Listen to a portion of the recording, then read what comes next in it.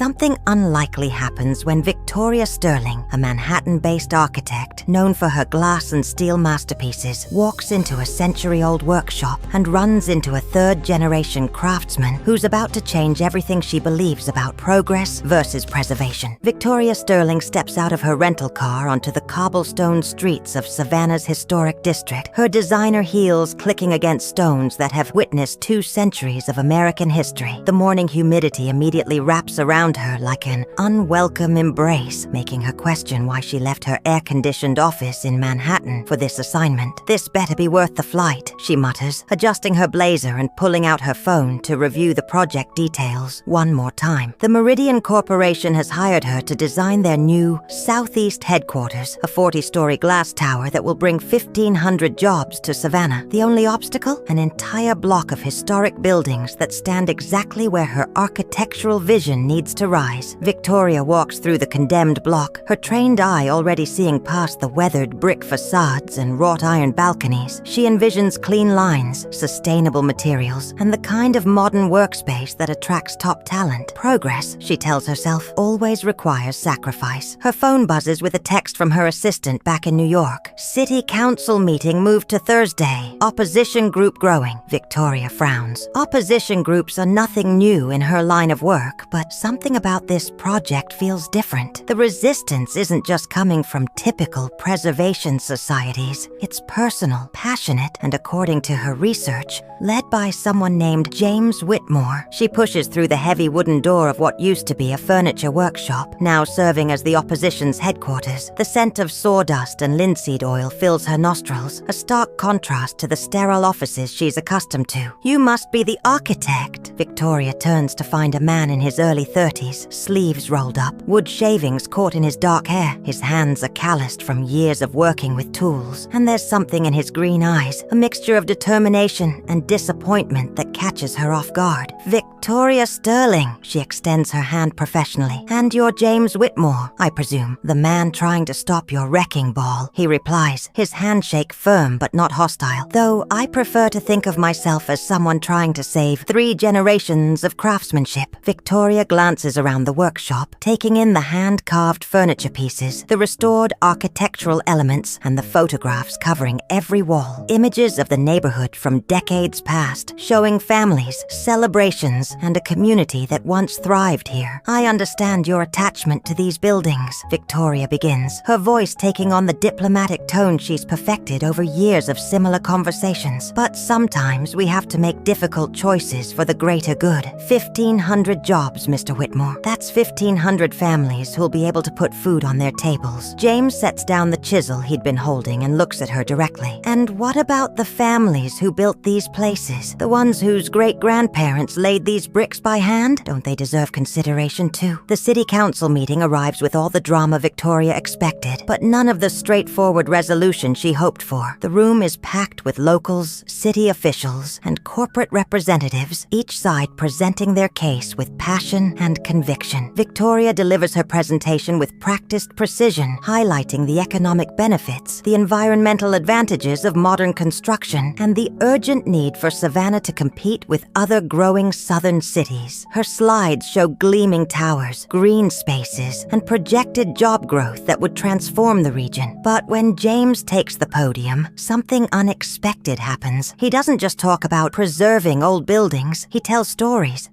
about the master craftsmen who carved the intricate woodwork by hand, about the families who raised children in these homes, about the techniques passed down through generations that can't be found in any textbook. Ms. Sterling's building will stand for maybe 50 years before it's torn down for the next big thing, James says, his voice carrying across the packed room. These buildings have already stood for 200 years, and with proper care, they'll stand for 200 more. That's not just preservation, that's sustainability. The council votes to postpone their decision, requesting both parties to explore compromise solutions. Victoria leaves the meeting frustrated but intrigued. She's faced opposition before, but never from someone who argues with such genuine passion rather than mere politics. Over the following weeks, Victoria finds herself returning to the workshop more often than necessary. She tells herself it's research, understanding the opposition to better counter their arguments, but she's drawn to something else. The way James's hands move move with practiced precision as he restores a 19th century window frame, the quiet concentration on his face as he matches wood grain patterns that most people would never notice. "Why do you do this?" she asks one afternoon, watching him carefully remove layers of paint from an ornate banister. "The restoration work, I mean. It's time-consuming, expensive, and most people wouldn't notice the difference." James pauses, his hand resting on the smooth wood he's been uncovering. "My grandfather taught me that every piece of wood has a story. This banister, it was carved by a freed slave who became one of the most skilled craftsmen in Georgia. His techniques were lost to history until I found his journal hidden in a wall during a renovation." He looks up at her, and Victoria sees something in his expression that makes her chest tighten unexpectedly. "When you tear down these buildings, you're not just destroying wood and brick, you're erasing the record of who we were, who we are." Victoria finds herself staying later each day, initially to debate preservation versus progress, but increasingly just to listen. James tells her about the Underground Railroad tunnel they discovered beneath one of the buildings, about the love letters found in the walls during restoration, about the immigrant families who built new lives in these rooms. "You're good at this," James says one evening as they walk through the district together. "Not just the architecture, the listening." Victoria feels heat rise in her cheeks. "I'm not here to listen, I'm here to build." "Maybe." James stops walking and turns to face her. "But you're still listening." The moment stretches between them, charged with an attraction neither had planned for. Victoria realizes she's been holding her breath, aware of how close they're standing, how the fading sunlight catches the gold flecks in James's eyes. Her phone rings, shattering the moment. It's her assistant with news that changes everything. Meridian Corporation has given her an ultimatum. Present a final design within 2 weeks, or they'll find another architect who can get the job done without compromise. "I have to go," Victoria says abruptly, stepping back from James as if he's suddenly become dangerous. "Victoria, wait." But she's already walking away, her heels clicking rapidly against the cobblestones, her mind racing with everything she stands to lose if she doesn't deliver what Meridian wants. Victoria spends the next week locked in her hotel room, working 18-hour days to create the perfect design. She incorporates every lesson learned from her previous projects, every innovation that has made her reputation. The building is a masterpiece of modern architecture, exactly what Meridian hired her to create. But every time she closes her eyes, she sees James's hands working on that banister, hears his voice telling the story of the craftsman whose techniques were almost lost forever. On the morning of her presentation to Meridian's board, Victoria makes an impulsive decision. Instead of heading straight to the corporate offices, she stops at the workshop. James is there, as she somehow knew he would be, working on restoring a set of pocket doors that will be installed in one of the buildings if they survive the next few hours. "I tried to find a way,"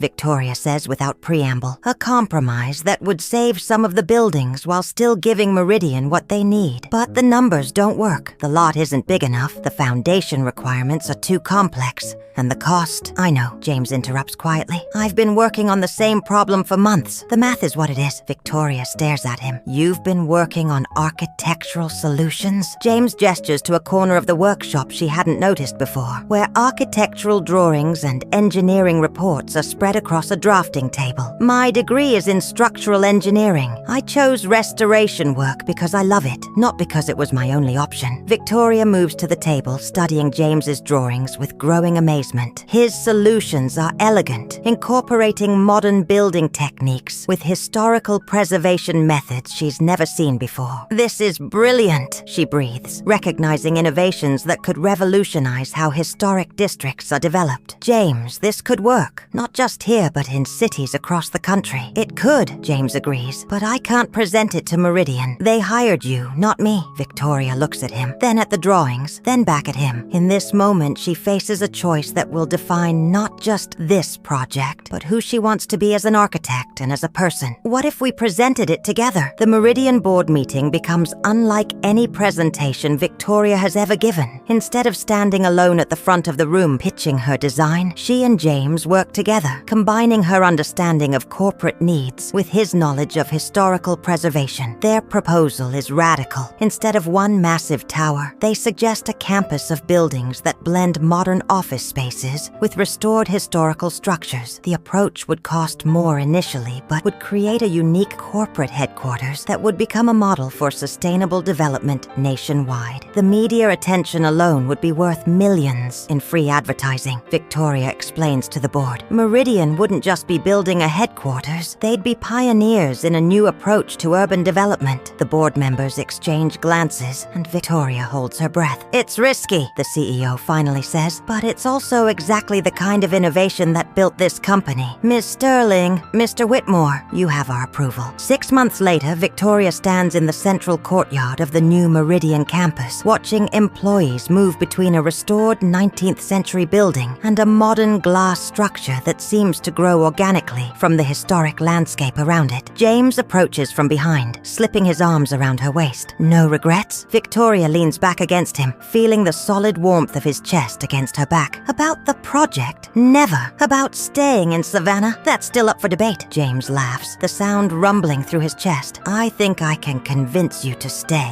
Oh, really? Victoria turns in his arms, smiling up at him. And how do you plan to do that? Instead of answering with words, James kisses her, right there in the courtyard where old and new architecture blend seamlessly together, where their own story has become part of the continuing narrative of a city that refuses to choose between its past and its future. Tell us in the comments below about a time when someone challenged your perspective and changed your life for the better. And if you enjoyed this story of romance, architecture, and the power of compromise, subscribe to our channel for more unexpected tales.